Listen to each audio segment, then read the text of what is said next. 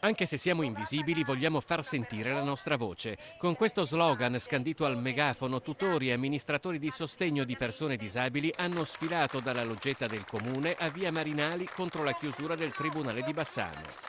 Amministratori di sostegno è una formula tecnica che vale per il diritto. Nella vita di tutti i giorni queste sono persone che devono superare le 1000 difficoltà, anche burocratiche, che vivere con un parente disabile comporta.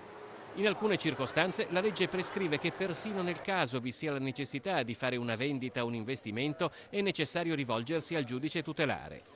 Si sentono invisibili perché di loro ci si occupa poco e anche oggi tanti che avrebbero voluto partecipare non sono potuti venire perché non possono lasciare soli i propri cari. Il bisogno di questi familiari non è una cosa detta solo per un capriccio, è proprio una necessità.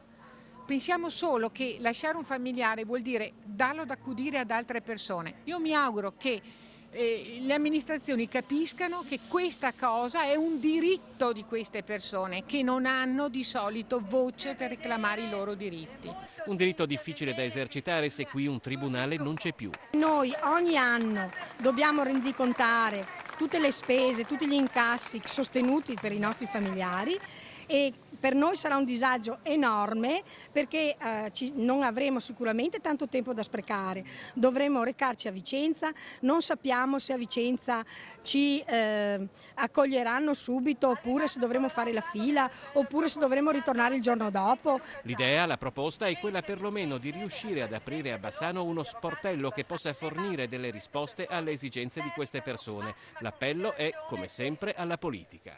Possono incontrarci, se vogliono incontrarci, se possiamo ancora fare qualcosa insieme. Noi ci siamo e loro sanno dove trovarci e noi che non sappiamo dove trovarli, quindi noi ci siamo. Voi dove siete?